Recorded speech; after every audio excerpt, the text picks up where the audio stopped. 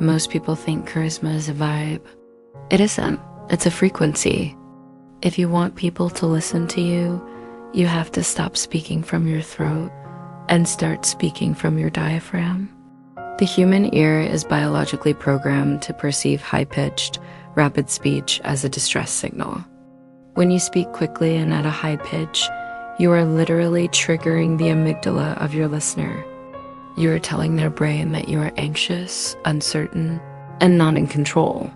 The vagus nerve is the longest cranial nerve in your body. It controls your heart rate, your digestion, and the muscles in your throat. When you're stressed, your vagus nerve tightens your vocal cords, resulting in vocal fry or a thin, weak voice. To bypass this, you must engage in vocal placement. By lowering your resonance, you stimulate the social engagement system of the listener. You are using sound waves to lower their heart rate. This is why certain voices are magnetic. They aren't just saying smart things.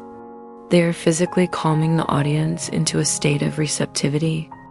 Think of the most powerful women in history, not the loudest, but the most listened to. They understood that if they wanted to lead, they had to sound like an anchor, not a bird. Before you speak, perform a humming reset. Hum the lowest note you can comfortably reach for 60 seconds. This vibrates the vocal cords and relaxes the throat. Imagine your voice is a heavy silk ribbon laying across the table, not a spark flying in the air. A deep feminine voice is resonant. It is the difference between a flute and a cello. The cello is deeper, but it is undeniably elegant. The death of femininity is oversharing. In a world of digital transparency, the most radical thing you can be is unavailable. Human attraction is fueled by dopamine. Dopamine is the chemical of more. It is triggered by the unknown, the almost, and the perhaps. When you give away every detail of your life, you satisfy the listener's curiosity. Once curiosity is satisfied, the dopamine drops and they move on. This is called habituation. To stay relevant, you must remain an incomplete narrative. Think of the Mona Lisa. Why is it the most famous painting in the world? Because she isn't laughing. She's smiling. There is a gap between what you see and what she's thinking. That gap is where the audience's imagination lives. If she were laughing out loud, the story would be finished. Because she is poised, the story is eternal. Apply the 70-30 rule. In every conversation, leave 30% of the why unsaid. If someone asks how your weekend was, don't give a chronological report.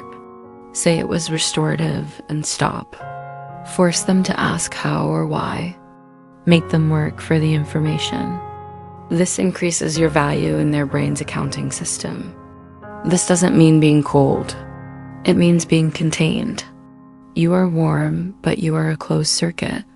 You don't leak energy. You radiate it. You cannot be feminine and frazzled at the same time.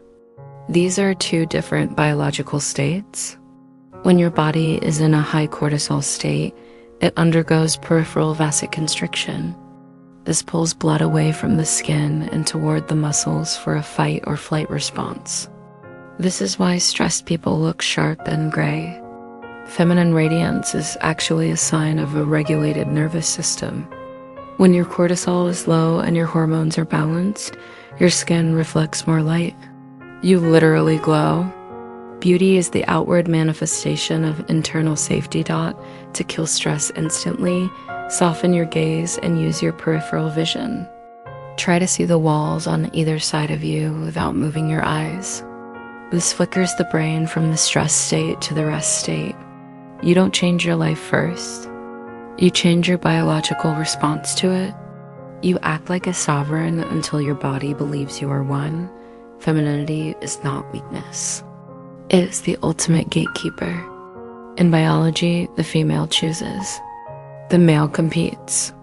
If you aren't choosing, you aren't in your power. Boundaries are psychological load-bearing walls. When you have no boundaries, your self-concept collapses. People can sense this lack of structure. It's why some people are treated with disposable energy while others are treated with investment energy. Think of the difference between a public park and a private estate. Anyone can walk through the park, leave trash, and move on. No one values the park. To enter the estate, you must be invited, you must follow rules, and you must show respect. Femininity is about becoming an estate. For the next week, when you say no, do not offer an excuse. Excuses are actually permission-seeking behaviors. I can't make it is a complete sentence. Observe how your internal sense of power grows when you stop asking for permission to have a boundary.